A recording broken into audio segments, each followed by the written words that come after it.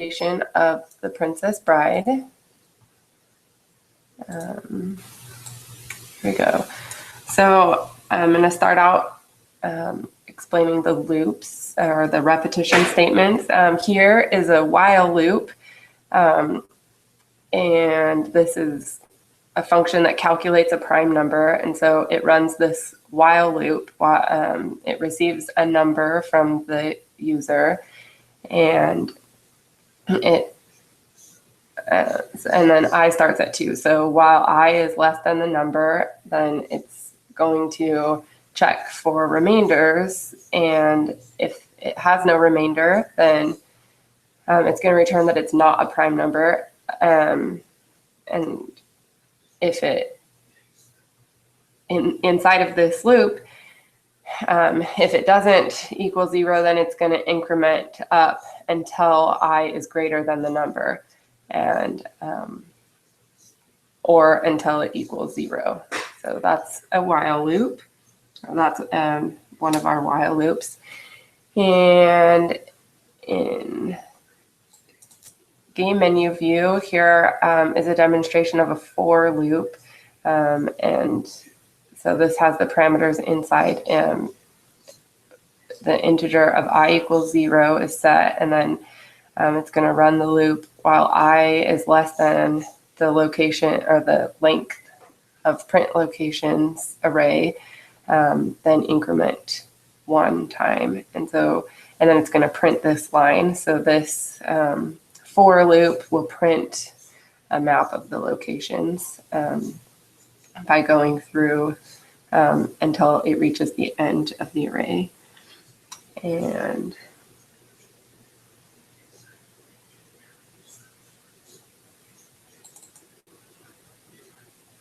inside of help physics view, we have a do a while loop.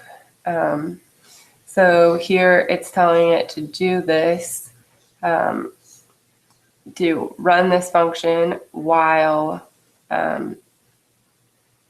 it is not valid. And then once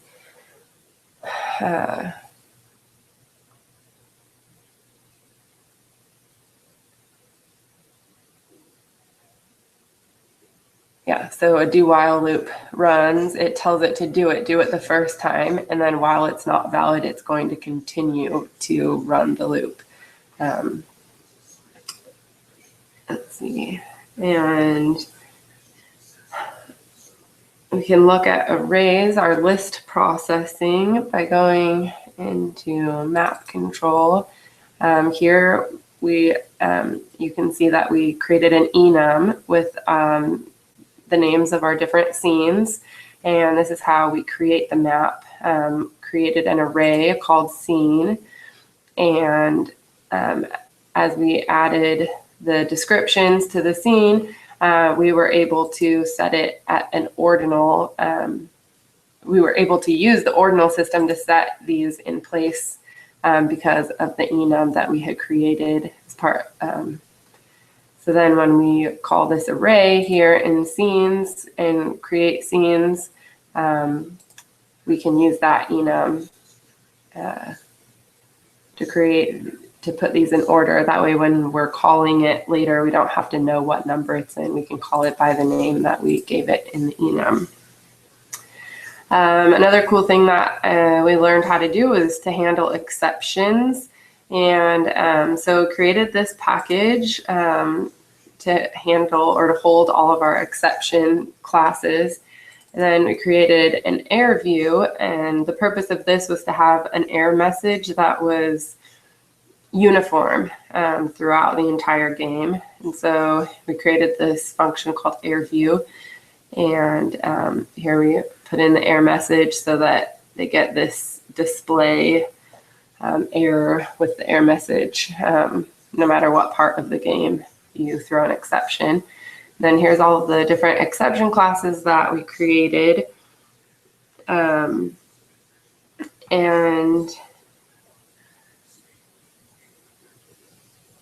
so you can see when you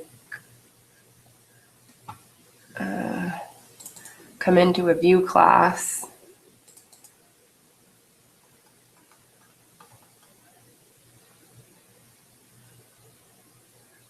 and we throw an exception like right here. It shows that we just call errorview.display, and then we add the message. And so this will show the error message uniformly in any of these menu classes that we pull up, error view, display, they're all going to display the same format of the error message. We also learned about character streams and byte streams. And first we had put everything into byte stream, which is primarily used for reading and writing binary data, but we learned that character stream is better for input and output to a user because it accepts Unicode. So here you can see when I went to print the report, I used buffered reader and a set of print writer, and that way I was able to use print line instead of system.out, and that allows me to use Unicode.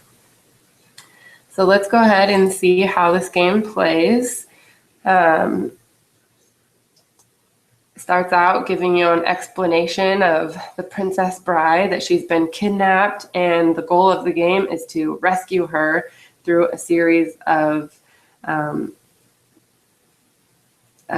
challenges. So you enter your name, and then it welcomes you. Welcome to the game, have fun. And so we'll just go through these menus. We'll start a new game, view the map, and so you think you can save the princess, and here's the map. We'll just start at the first place. You've encountered Vicini and the princess. So here's the first challenge. How much do you weigh? Let's just put 100 pounds. And how many months have you been training? 50. Congratulations, you have survived. Here's a gauntlet of water for your journey. And it says that a goblet of water is added to your inventory.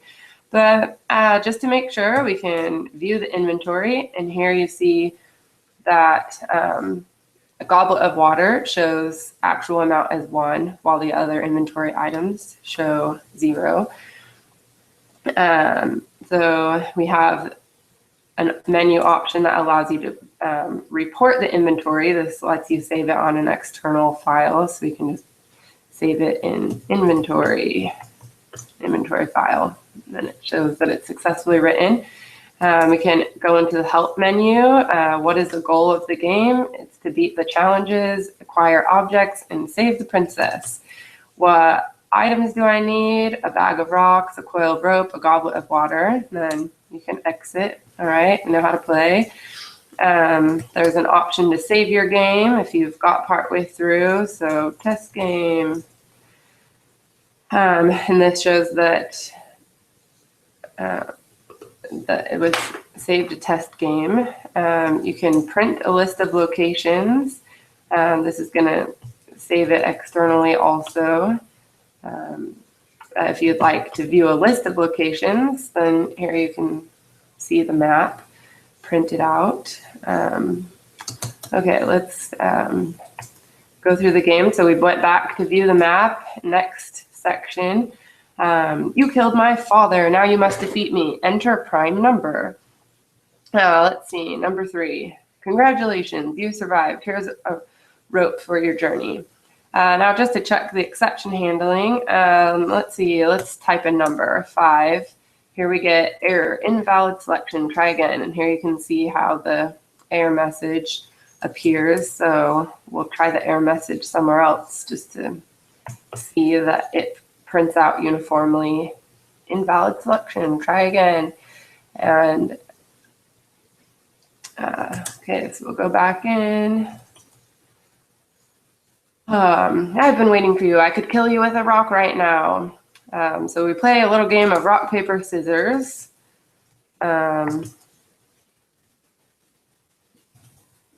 So each time we choose, and here I'll choose a number, and there we see again the error message printed. Then you have to start over. Oh, I lose. Play again. Okay.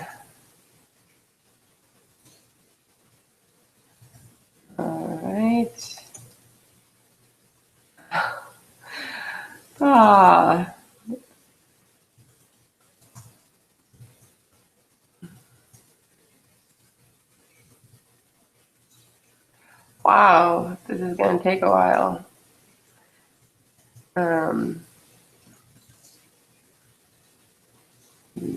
So when I played for practice, I got through this a lot faster. Oh.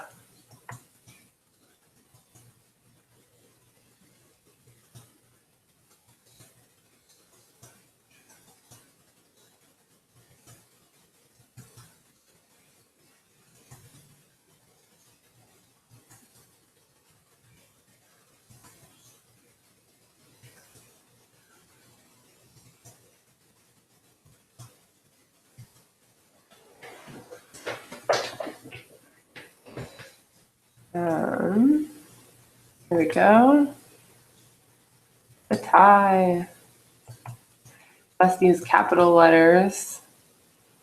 Okay, so if we go to the fire swamp, F, where we haven't been, we can see that I have a goblet of water, a coil of ropes, but I'm missing one inventory item. So far, everything seems fine, but then a flame spurts fire unexpectedly. What can you use? A goblet of water, lightning sand, coil of rope. I have anything left? I don't have enough, so I have to go back to the map and see where I can get that missing inventory item. And it's back to rock, paper, scissors. Made it. Okay, because you're so smart, you can help me. Let's pick 15 thieves. If I can get half the thieves with rocks, I can take out the rest myself. I can only take 4 at a time. That will be perfect. 2 trips. Here are some rocks for your journey. So now we can go back in, and now it shows that I have all the items. Oh.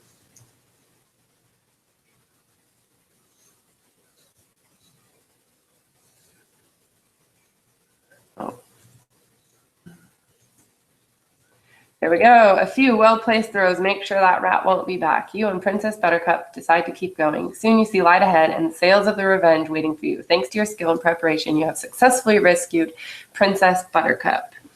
So there it is, my completed Princess Bride game. It looks like there's lots more I can do with Java, but this has been fun. Okay.